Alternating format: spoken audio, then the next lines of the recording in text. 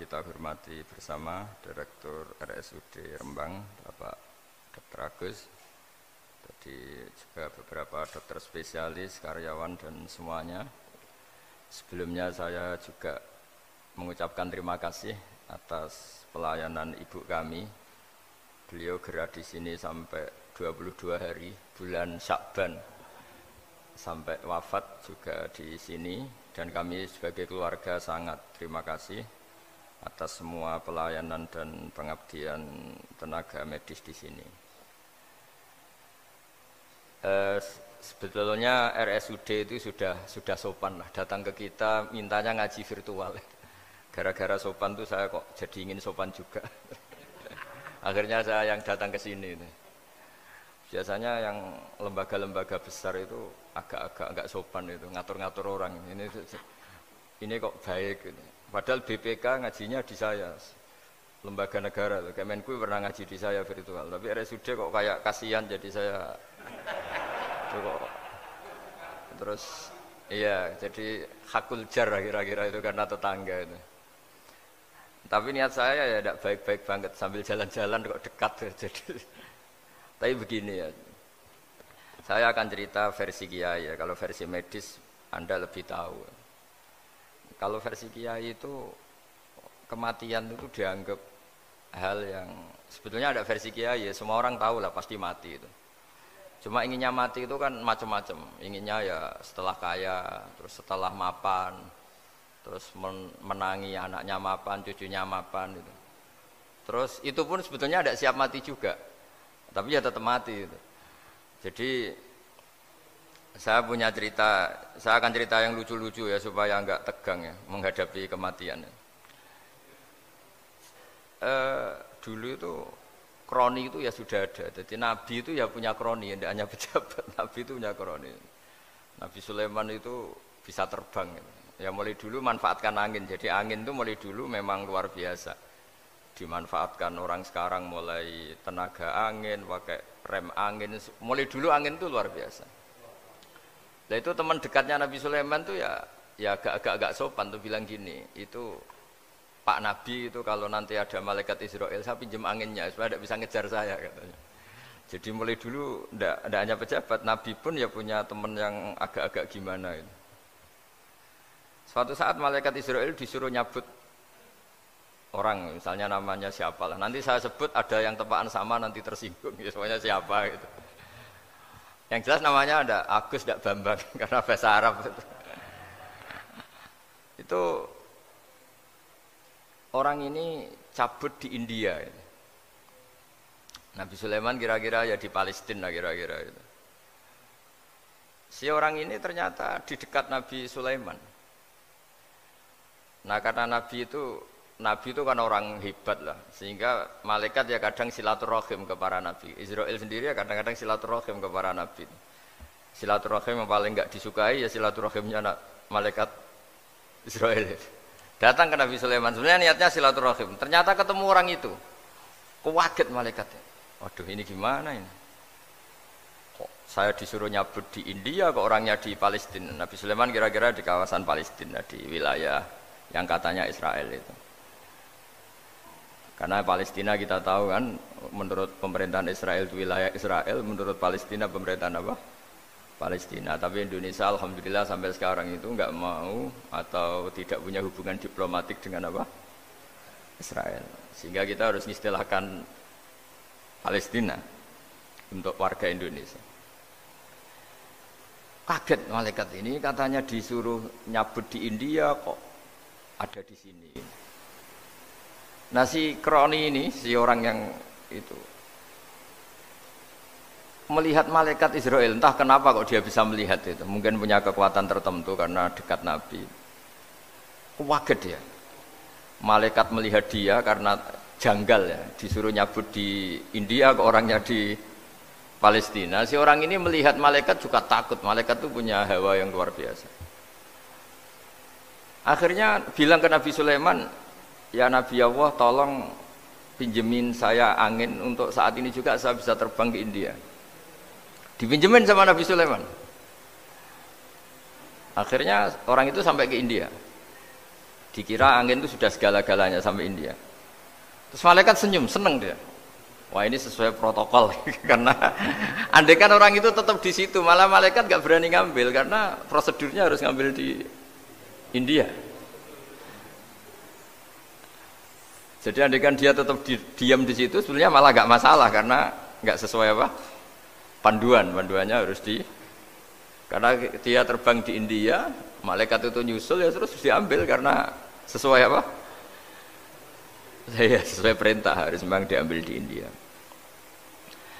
Nah, kemudian saya kan memang dipesenin untuk memperkuat apa ya nakes teman-teman semuanya lah pasien. Tapi saya cerita dimulai dari yang seperti ini. Ini saya sengaja karena memang ya hidup itu seperti inilah. Pasti kita semua akan mengalami kematian. Cuma inginnya kita ya hidup itu ya sehat ya, terus kalau mati itu ya tidak punya utang karena berat nanti utang itu. Saya tidak tahu fikihnya itu. Kalau utang pribadi itu hisabnya berat, kalau utangnya lembaga itu gimana itu? Dihitung salahnya direkturnya, dihitung salah karyawan yang minta naik apa? Gaji. Saya tidak tahu kayak utangnya Indonesia itu yang disalahkan itu menterinya apa presidennya, apa yang selalu mengajukan gaji 13. Tidak tahu itu, karena di kitab tidak dibicarakan tuh, yang dibicarakan utang-utang apa? Pribadi ya. Kalau yang utang-utang lembaga negara itu nanti tak tanyakan malaikat auditornya ini gimana cara apa? Itu yang disalahkan menterinya, apa presidennya, apa direkturnya, apa pengajuan proposal itu. Nah singkat cerita itu kalau ngadepin kematian atau sebenarnya yang ngadepi kehidupan juga kita ini. Inna sholati wa nusuki wa mahyaya wa mamati lillahi rabbil alamin. Saya bicara ilmunya kiai. Misalnya si A itu sebenarnya sudah ditulis dia mati karena kecelakaan. Yang satu ditulis mati karena sepuh, karena tua. Itu. Yang satu mati karena tersedak, yang satu mati karena ngelindur. Mungkin yang satu mati karena tenggelam. Sehingga sebetulnya andaikan kita melihat Lauh Mahfud, kita ini ya naif. Saya berkali-kali ngaji bilang, kadang kita ini takutnya sampai angking takutnya dari motor ngelamun, gara-gara ngelamun kita.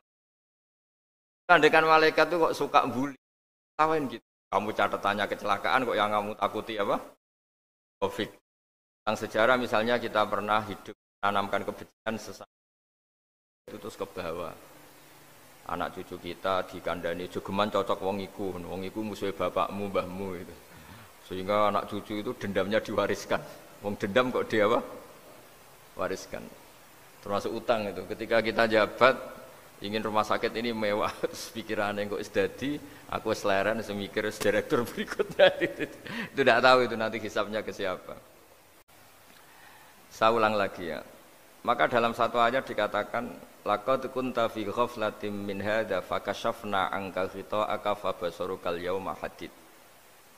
Manusia ketika di dunia itu dianggap tidur. Tidur itu dengan tanda kutip itu bodoh. Bodoh itu tidak tahu. Fakashafna anka ghita'aka. Nanti setelah kamu mati itu pinter. Tapi ketika Anda pinter sudah meninggal, sudah tidak bisa memperbaiki kesalahan-kesalahan kita. Nah kenapa kita dikatakan sekarang ini tidur? Karena kita ini sering menyaksikan sesuatu yang sebetulnya tidak ada hubungannya dengan kita. Tidak ada hubungannya dengan kebutuhan kita. Misalnya kita ngelamun, berkhayal, ingin hidup kaya raya, sejahtera, jabat, orang lain anak buah semua. Ternyata itu nggak penting ketika kita di akhirat. Yang penting adalah Anda meninggal dalam keadaan menghamba kepada Allah Subhanahu wa Ta'ala. Saya berkali-kali ngaji, kalau saya berkali-kali bilang, andaikan hati kita nanti direkam Allah, nanti di akhirat sudah direkam, orientasi kita direkam nanti. Pak Agus misalnya ingin punya mobil, punya rumah mewah, punya apa, terus orientasinya gitu. Di depan Tuhan yang menyuruh kita, mensyariatkan kita, inginnya itu ya jadi hamba Allah terbaik, jadi kekasihnya Allah, jadi hamba yang bersujud, dari hamba yang bersedekah. Jadi ini kan tidak sambung, ada cita-cita versi Allah yang dianjurkan Allah, yaitu bercita-cita jadi hamba yang soleh, yang bermanfaat, yang memanfaati orang banyak. Kemudian ini ada cita-cita yang hadzun nafsi, ingin mapan, semua orang anak buah. Hal-hal seperti ini itu harus kita jaga, jangan sampai terjadi. Makanya di semua kitab pertama mendahulukan bab niat. Niat itu ya faman kana hijratu ilallah wa rasuli fa hijratuhu ilallah wa rasuli. Orang baik itu orang yang orientasinya itu menuju Allah Subhanahu wa taala. Lalu yang kurang baik adalah orang yang orientasinya itu ya harta, perempuan, pokoknya inginnya itu hal-hal yang kepentingan dirinya sendiri. Nah, lalu kenapa kita kadang tidak tahu? Ya tidak tahu itu karena tadi kita kalau tidak wiridan itu tidak punya efek samping kan. Tapi kalau kamu nggak punya uang kan terus lemes. Karena ngerti itu terus uang itu penting, wiridan tidak penting. Nah dari kesimpulan itu sebenarnya kita menjadi bodoh. Karena menjadi bodoh ketika Anda meninggal ternyata uang ini nggak penting, wiridan ini penting. Tapi tahu kita terlambat setelah kita meninggal. Nah di sini saya ingin mengingatkan apapun kondisi kita yang jelas itu ingat selalu kepada Allah Subhanahu wa taala. Caranya ingat gimana? Kata Nabi, kamu bayangkan musibah yang lebih ekstrim, kamu akan tahu yang kamu alami itu ahwanu wa aisar, yang kamu alami itu ringan sekali. Ringan seringan-ringannya. Saya beri contoh ya, kalau Anda belajar kalau dalam bahasa pondok itu falak, mungkin kalau bahasa umum itu apalah ilmu apa. Misalnya orang ahli meteor, ahli apalah, ahli perbintangan. Ketakutannya pasti benda langit ini jatuh kemudian menimpa bumi. Nanti kalau Anda ahli geologi itu takutnya bumi ini likuifaksi karena sumber daya alamnya sudah begitu dikeruk, dimanfaatkan. Nanti yang ahli teroris atau yang ahli ekstremis itu takutnya itu ada teroris. Yang ahli sosiologi takutnya Indonesia itu chaos. Kalau chaos ya saling bunuh, saling apa.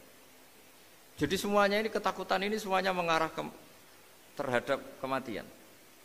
Kecelakaan lalu lintas ya menjadikan orang mati. Likuifaksi kayak kemarin di Sulawesi ya iya, gunung meletus, gempa, tsunami. Nah ketakutan yang menjadikan kematian sebenarnya banyak. Kalau baru tsunami aja ya orang takutnya ke tsunami. Nanti kalau ada kematian gempa ya takutnya gempa. Kalau temanya Covid ya takutnya Covid. Terus kalau ada tetangga mati karena ngelindur ya baru gue ger nak turu hati-hati kok nak mati ngelindur. Jadi ya masalahnya kan kita tidak tahu, nggak tahunya itu ya tadi takutnya Covid ternyata catatannya itu mati kecelakaan. Takutnya kecelakaan ternyata matinya itu ngelindur. Kan kita tidak pernah tahu. Dari tidak pernah tahu itu kemudian agama datang dengan anjuran sudahlah kamu tawakal bahwa semua urusan kamu di tangan Allah Subhanahu wa taala. Inna sholati wa nusuki wa mahyaya wa mamati lillahi rabbil alamin la syarikalah. Yes, ibadah kita, salat kita, hidup kita, mati kita semua di tangan Allah Subhanahu wa taala. Sehingga dengan berpikir begini ini melihat Covid itu ya kayak melihat potensi kematian yang lain kayak karena gempa, likuifaksi, kecelakaan, karena ngelindur, karena macam-macam. Kenapa saya membuat menyarankan ya supaya orang berpikir demikian, supaya bersyukur bahwa kita ini dihimpit, disekelilingi penyebab kematian tadi. Kalau kita ahli meteorologi mungkin takutnya itu asteroid jatuh, terus kemudian meteor jatuh yang nggak habis digesek oleh sistem alam, terus macam-macam. Yang ahli gempa juga takutnya gempa, yang ahli tsunami takutnya tsunami, yang ahli sosial takutnya Indonesia chaos, kemudian saling apa? Bunuh, saling apa dan sebagainya dan sebagainya. Nah dengan keadaan seperti ini kita ini baik sekali. Bukan sekedar baik, baik sekali. Kita tidak mengalami chaos sosial, kita tidak mengalami likuifaksi, kita tidak mengalami benturan benda langit di bumi kita. Karena itu sekali terjadi, bukan 1-2 lagi, tapi habis seluruh Indonesia, mungkin seluruh dunia. Nah di sini cara Allah membuat kita selalu bersyukur bahwa hal-hal itu tidak terjadi. Jadi ada sebuah ayat yang Allah selalu mengingatkan, a'amintum man fis sama ayyakhsifa bikumul ardo fa idza hiya tamur. Kamu boleh sekali-kali berpikir, bumi ini justru potensinya itu likuifaksi, potensinya itu hancur karena di bawah itu ada magma, ada minyak, ada macam-macam. Ini kan di bawah ini kan ngerongkong cara Jawa itu karena diambilin terus. Piro-piro diambil ya ini ya ono masih bisa dipakai. Belum sistem bumi sendiri, wa fil ardi qita'um mutajawirat, bumi sendiri itu berupa lempengan-lempengan. Setiap saat itu potensinya geser, sekali geser ya jadi gempa itu. Terus belum benda langit yang potensinya juga jatuh, sekali jatuh ya habis kita. Jadi yang kita ini dikepung sekian potensi yang bisa menghancurkan kita. Tapi nyatanya, mulai Nabi Adam sampai sekarang itu ada kehidupan, ada khayal. Sing Joko ya kepengen payu rabi, mungkin sing wis payu rabi ya mbah kepengen mbah raro. Macam-macam lah. Tapi yang jelas itu wong dikepung kematian kok ya khayalnya masih tinggi gitu. Lah enggak pernah ngayal ya orang yang utang ditagih itu, gak kober ngayal. Soalnya wedine tanggal kredit itu. Tapi ini saya cerita supaya orang Indonesia itu ngerti lah bahwa yang ngepung kita itu tidak hanya Covid. Banyak. Makanya orang Arab itu kalau ngendikan itu wa man lam yamut bisayfi mata bi khairihi ta'addadatil asbab wal maut wahidu. Karena orang Arab itu kan dulu Arab sebelum Islam itu kan satu kabilah nyerang kabilah yang lain. Wah itu kan harus butuh orang-orang tangguh karena dulu sistem rezekinya ya kayak sistem Indonesia dulu lah. Kerajaan ini nyerang ini supaya satu kerajaan punya eksistensi harus mengalahkan kerajaan yang lain. Bahkan cerita-cerita itu sama lah di Indonesia di mana-mana. Nah itu pemuda-pemuda yang gagah berani itu karena punya pegangan tadi. Wa man lam yamut bisayfi toh mata biwirihi. Kalau kamu tidak mati di medan perang ya tetap aja mati juga. Sehingga mereka kendel gitu kata cerita orang dulu. Ta'addadatil asbab wal maut wahidu. Sebab kematian bisa macam-macam, tapi kesimpulannya tetap saja namanya mati. Lalu Islam itu mengajarkan aksiru min dzikri hadhimil ladzat. Kamu harus banyak ingat mati. Tapi uniknya Islam itu menyuruh ingat mati itu disuruh justru semangat hidup. Karena kita butuh bekal itu. Jadi kalau kamu ingat mati itu jangan terus loyo, terus nunggu takdir mati itu enggak, malah disuruh semangat. Nah, tenaga medis semangat mengobati pasien. Yang pasien juga semangat mensupport dirinya supaya punya keberanian hidup. Orang Jawa nunggoni anak, nunggoni putu. Kalau saya sebagai kiai ya nunggoni santri, nunggoni umat. Jadi ingat mati itu justru dengan cara mencintai hidup. Karena hidup ini adalah bekal kita untuk sanggup ketemu Allah Subhanahu wa taala. Kadang-kadang bekal itu mudah sekali. Ada orang nakal gara-gara minumin anjing yang baru haus, sama Allah dimaafkan. Ada orang yang pulang dari tempat kerjanya, ada duri di tengah jalan, disikirkan takut kena orang, diampuni Allah, akhirnya menjadi ahli apa? Surga. Ada orang yang kerja untuk orang tuanya, kemudian orang tuanya dicukupin menjadi ahli surga. Bahkan ada ahli surga itu ceritanya itu, tapi ini jangan dicoba. Ada orang sudah jelas niat nyon sewu niat zina, sudah tinggal itu terus mikir dia. Saat itu takut Allah gak jadi, barokahnya gak jadi langsung dia jadi ahli surga. Sarannya gak jadi loh ya. Tapi ya tidak usah dicoba. Itu kalau keterusan masalah. Jadi Islam itu menganjurkan ingat mati tapi justru dengan cara mencintai kehidupan. Karena yang jadi referensi Allah nanti di akhirat adalah perilaku kita, amal kita zaman apa? Hidup. Jadi disuruh ingat mati tapi justru dengan cara sangat mencintai apa? Kehidupan. Lalu yang dinamakan kehidupan itu apa? Ya kita-kita ini, ada yang mengkhidmati agama, mengkhidmati orang sakit, mengkhidmati itu ya berbakti, membantu, ada yang nata lalu lintas, ada yang nata keamanan kayak Pak Polisi, ada yang nata keuangan kayak Kemenku, macam-macam. Semuanya harus kita cintai, profesi-profesi yang oleh Islam dianjurkan untuk kita nekuni itu. Jadi saya mohon lewat cerita ini orang itu tidak fokus takut Covid. Kasihan Covid kan jadi tersangka pembunuh sini. Padahal di kampung-kampung orang lugu-lugu yang saking nggak ngertinya itu kalau dikasih sumbangan itu katanya itu salam neng Covid matur nuwun. Itu ribet kalau orang lugu-lugu itu. Dikira Covid itu satu makhluk atau manusia yang apa? Nyumbang itu. Jadi saya mohon semohon-mohonnya, minta seminta-mintanya sampean harus ngitung nikmat lah. Dengan sistem meteor seperti itu di langit tidak jatuh ke kita, sistem bumi yang sudah ngerongkong gini tidak likuifaksi, Terus di dunia ini banyak kimia, banyak racun. Itu kalau misalnya meledak kemudian dibawa angin, mungkin matinya lebih massal. Ternyata semua itu enggak terjadi. Artinya nikmat yang sekarang kita dapatkan, kita nikmati sekarang itu jauh lebih besar ketimbang ketakutan kita. Nah, ini Islam selalu menganjurkan fazkuru ala Allah la'allakum tuflihun. Selalu ingat sisi-sisi nikmatnya Allah. Kamu jangan hanya sisi wah kita dikepung Covid, kita punya istri judes, punya anak enggak nurut, punya atasan sadis, punya anak buah enggak loyal. Kalau gitu terus ya kamu enggak berani hidup. Yang diingat masalah terus. Itu salah, hidup seperti itu salah menurut Islam. Yang Islam menganjurkan fazkuru ala Allah, kamu ingat sisi-sisi nikmatnya Allah, bukan sisi-sisi kita hidup itu diuji.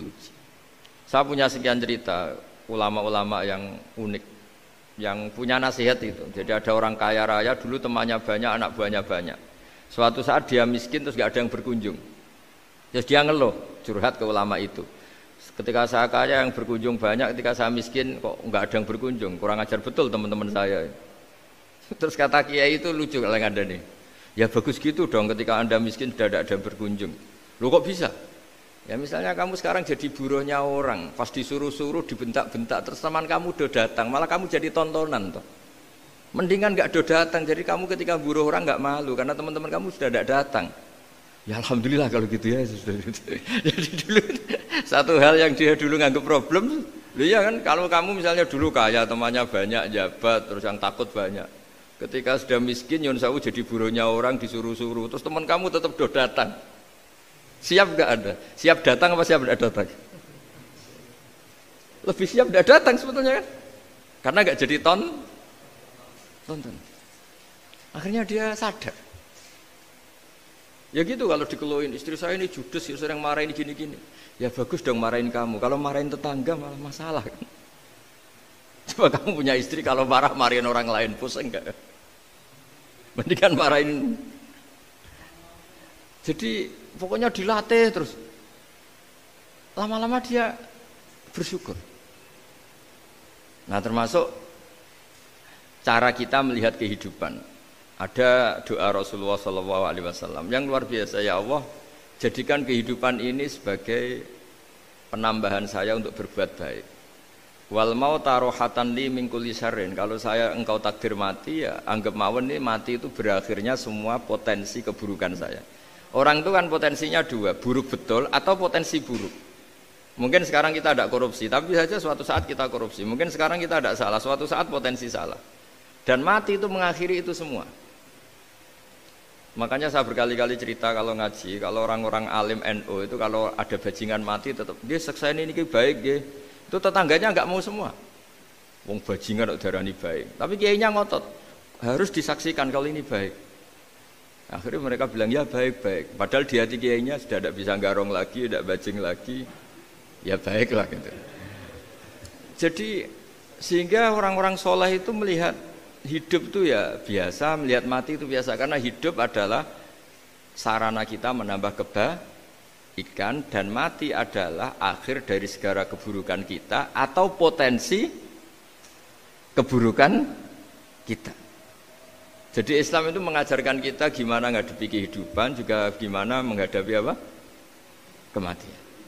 Jadi saya ulang lagi itu ajaran-ajaran Islam yang luar biasa. Jadi ij'alil hayata ziyadatan li fi kulli khairin wal mauta rohatan li min kulli syarrin. Jadi hidup menambah kebaikan, kalau kita mati anggap saja mengakhiri semua buruk kita kalau kita sedang buruk atau potensi keburukan kita. Saya cerita ringan tapi supaya diingat-ingat. Jadi kalau kita yang nekuni, saya tadi kan sudah bilang, kita kiai yang nekuni ilmu itu, ya tadi kita agak fokus bicara Covid. Inna Allaha yumsikus samawati wal ardo antazula wala in zalata in amsakahuma min ahadim min ba'dih. Kalau kamu ahli meteorologi kan melihat ini jatuh jumlahnya besarnya sekian. Ini kalau digesek oleh atmosfer paling masih sekian, kayak kemarin Januari kan hujan meteor yang sering kena Lampung kemarin. Terus di mana-mana mesti takut kamu itu. Kalau kamu ahli gempa takutnya itu ya pergeseran lempengan bumi. Kalau kamu ahli tsunami ya takutnya Tsunami. Kalau ahli sosiologi ya takutnya chaos sosial ya, sama kamu medis ya takutnya penyakit yang menular, penyakit seperti ini. Oke, kita sekarang fokus menghadapi Covid dan kita selalu berharap supaya Indonesia terbebas dari apa? Covid dan musibah-musibah yang lain. Ya tadi, apa gunanya terbebas dari Covid tapi chaos sosial? Kayak apa terus kita? Sehingga Islam selalu mengajarkan harus disyukuri lah bahwa kita sekarang alhamdulillah kita hidup harmonis. Kita kata Mbah Mun Bhinneka Tunggal Ika itu dingendikakno terus. Terus yang terakhir masalah air. Air itu sumber kehidupan. Di antara Allah mengingatkan kita adalah kul ara'aitum in asbaha ma'ukum ghoron famay ya'tikum bima imma'in. Bumi ini kan bawahnya ada magma, terus ada air. Normalnya air itu enggak ada. Secara teori itu normalnya air itu enggak ada karena bumi itu kan kalau ada air kan meresap. Sudah meresap bawahnya itu ada minyak, ada magma, harusnya air itu tersedot habis. Tapi orang saking angkuhnya, saking cueknya ngira air itu malah potensinya itu abadi. Sebetulnya kalau menurut teori alam, air itu gampang hilang kan, diletakkan di bumi ya bumi itu meresap. Nanti bawahnya itu ada minyak, ada sebagian ada magma, ada macam-macam lah. Jadi potensi air itu harusnya nggak ada malah kalau melihat sistem itu. Tapi karena Allah saking rahmannya, air ini dijaga sedemikian rupa tetap ada. Kalau melihat sistemnya kan normalnya malah nggak ada. Makanya Allah selalu mengingatkan in asbaha ma'ukum ghoron. Suatu saat air yang kamu pakai yang jadi sumber kehidupan itu bisa saja tahu-tahu hilang. Mungkin tersedot oleh panas bumi atau corong Jawa niku nyresep entek atau gimana lah cara Allah menghilangkan. Famay ya'tikum bima imma'in. Lalu siapa yang bisa mendatangkan air itu lagi? Ini kata para hafid, ini yang kata guru-guru ya termasuk yang dikatakan Pak Mukhtar ini. Nanti orang harus menghentikan menjawab Allahu Rabbul Alamin. Hanya Allah sendiri yang bisa mengatur air ini selalu ada. Itu Pak kalau kamu pikir kan air kamu sokkan di bumi kan mesti langsung hilang meresap ke bumi. Bumi ada bawahnya lagi, ada bawahnya lagi dan mungkin bukan yang paling bawah mungkin tomak harusnya itu nggak ada. Tapi Allah saking sayangnya mengatur sistem air itu ada dan tersedia. Tapi ketika orang terlalu cuek dan angkuh sampai lupa syukur tersedianya apa? Air itu Allah mengingatkan, disuruh bayangkan, kul ara'aitum. Coba bayangkan kalau in asbaha ma'ukum ghoron. Tadi kan ada khataman ya, saya ikut terima kasih. Bayangkan kalau air suatu saat itu ghoron menjadi hilang. Fama ya'tikum bima imma'in. Jadi saya tidak bisa spesifik memberi nasihat tentang kopi karena ya tadi yang bisa membunuh kita ini banyak. Ya tsunami ya bisa bunuh, gempa bisa bunuh, likuifaksi bisa bunuh, jatuhnya benda lain kita bisa bunuh. Takut tanggal utang kaget ya bisa bunuh. Macam-macam. Semacam-macam lah ngelindur ya. Kemarin mudik aja yang sebelum tertata rapi aja mudik aja berapa kemarin kalau ada apa mudik Lebaran yang tahun berapa 3 tahun yang lalu apa 4 tahun yang lalu dulu.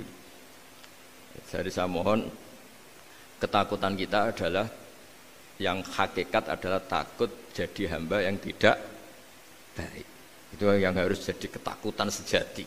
Takut kita di mata Allah tidak jadi hamba yang baik sehingga kita jauh dari Allah Subhanahu wa ta'ala. Karena cita-cita terbesar kita dan cita-cita terbaik kita adalah jadi hamba yang diridhoi Allah Subhanahu wa ta'ala. Sebaliknya ketakutan kita sejati adalah takut su'ul khotimah, takut jadi hamba yang tidak baik. Kita inginnya adalah assalamu alaina wa ala ibadillahis sholihin. Yang berhak mendapat keselamatan dunia akhirat adalah orang-orang atau hamba-hamba yang soleh.